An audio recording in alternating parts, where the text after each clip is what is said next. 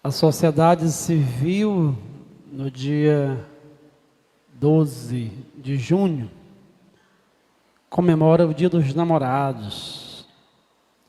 E nós, enquanto igreja, na liturgia, estamos celebrando a solenidade da Santíssima Trindade.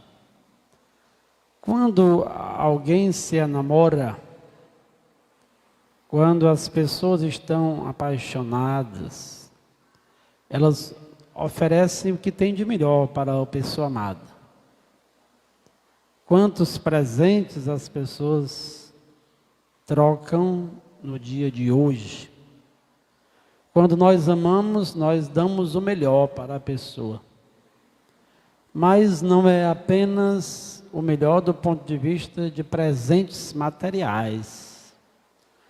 Quando nós amamos verdadeiramente, nós doamos a nossa vida. Nós doamos o nosso tempo. Nós doamos a nossa identidade, a nossa privacidade, os nossos segredos. Celebrando a Santíssima Trindade, nós podemos dizer que o mistério da Trindade é esse mistério também do namoro. O namoro entre o Pai, o Filho e o Espírito Santo. O ano litúrgico se subdivide em ano A, em ano B e em ano C. E a cada ano nós refletimos sobre uma pessoa da Santíssima Trindade. O mistério de um único Deus que se revela em três pessoas distintas. Por isso a igreja nos ensina que Deus é uno, mas é trino. Uno porque é o único Deus, mas se distingue nas três pessoas da Santíssima Trindade. Hoje o mistério que nós celebramos é o mistério de Deus em sua imanência, ou seja, na sua essência, naquilo que Ele é. Mistério porque jamais conseguiremos compreender quem é Deus. Mas o pouco do que nós sabemos é porque Deus nos ama e quis e quer se revelar até nós. No ano A é a revelação de Deus Pai. Quais são as qualidades, as virtudes que nós podemos entender de Deus Pai? No ano B, Deus Filho, a pessoa de nosso Senhor Jesus Cristo.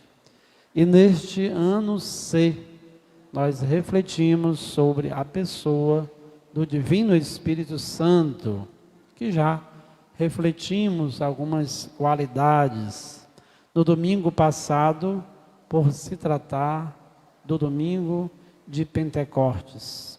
Como disse, o mistério de Deus não é um mistério onde o ser humano acende pela luz da razão para compreender os mistérios do Senhor. É importante lembrar daquele episódio lá de Santo Agostinho, quando ele estava inquieto, querendo compreender o mistério de Deus. Vagueava pelas praias e lá viu uma criancinha que pegava um baldinho de água e colocava em um buraco. Sucessivas vezes a criancinha pegava o baldinho cheio de água e jogava naquele buraco. E Santo Agostinho veio conversar com a criança: o que é que você está fazendo? Ele disse: eu estou querendo colocar todas essas águas do mar nesse buraco. E o santo sorriu: mas não é possível. E a criancinha também respondeu, retrucou: do mesmo jeito que nunca é possível você colocar o mistério de Deus na sua cabeça. E de repente, quando ele se percebeu da situação, a criança tinha desaparecido, porque na realidade era um anjo que estava mandando aquela mensagem para o grande santo que escreveu obra sobre a Santíssima Trindade, o grande santo que foi Santo Agostinho. Nós somos como aquele buraquinho que não cabe a grandiosidade do mar. Deus é muito maior do que a inteligência humana. O mistério da Santíssima Trindade transcende a nossa capacidade de compreensão. No entanto, Deus nos dá os instrumentos, porque Ele mesmo vai se revelando. Se revela na obra da criação como o Pai bondoso, que cria o ser humano e tudo oferece para que possamos ser felizes. No entanto, o ser humano se afasta de Deus pelo pecado. Depois de muitas tentativas para que o ser humano possa fazer a experiência do seu amor, Deus nos doa o maior presente, que foi o seu próprio Filho, para a nossa salvação. E o que faz o ser humano? Repudia o Filho, assassina, coloca este Filho em uma cruz, ele ressuscita glorioso.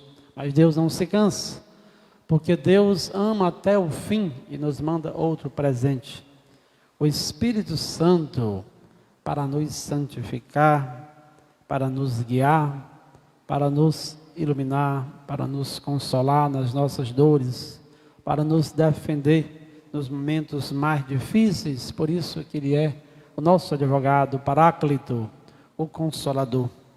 Especificamente a palavra que hoje Jesus usa neste Evangelho de João: eu vos enviarei o Espírito da verdade. Isso é importante, o Espírito da verdade, fazendo esta alusão ao que dizíamos anteriormente, ao namoro. Quando alguém se namora e está apaixonado, nem sempre está na verdade. As pessoas apaixonadas permanecem na mentira, na ilusão, não conseguem ver a realidade tal qual ela é.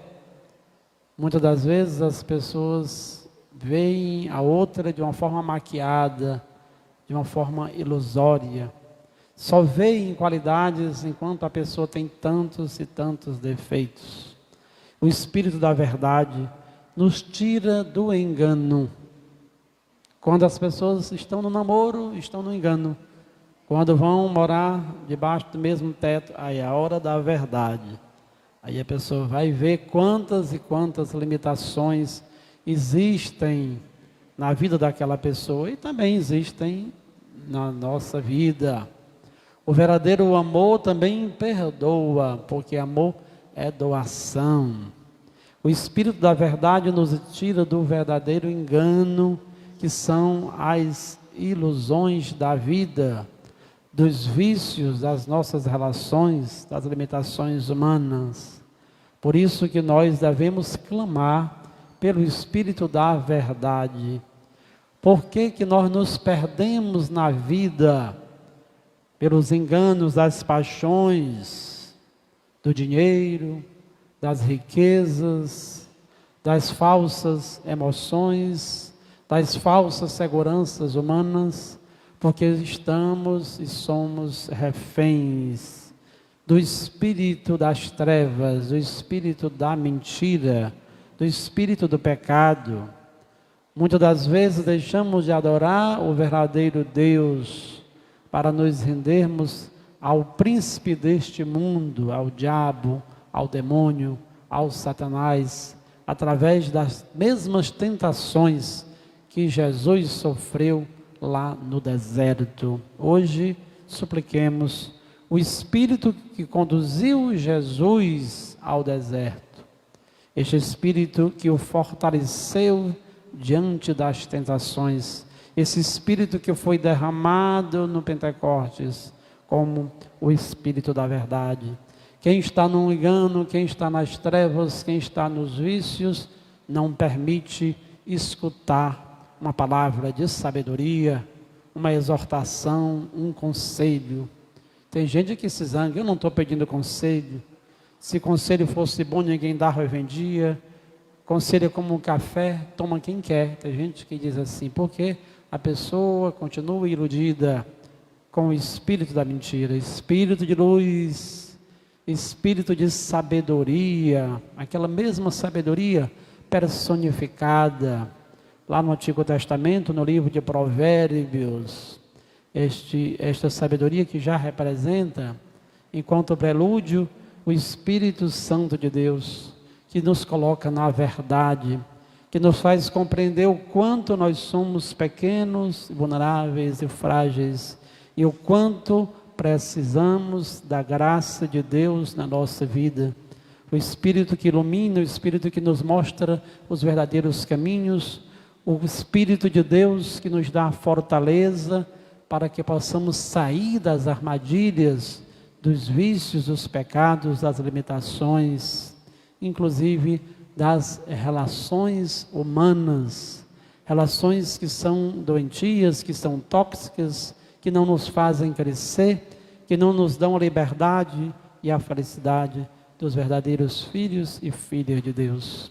Espírito de sabedoria, Espírito de luz, Espírito da verdade, que nos faz crescer como filhos e filhas de Deus. Supliquemos este Espírito do Senhor. O Espírito, como dizem os estudiosos, já escutei um bispo dizendo, que já faleceu, Dom Valfredo Tepe, dizia que o Espírito Santo para nós é o beijo do Pai e do Filho, a expressão do amor maior para todos nós. Louvado seja o nome de nosso Senhor Jesus Cristo.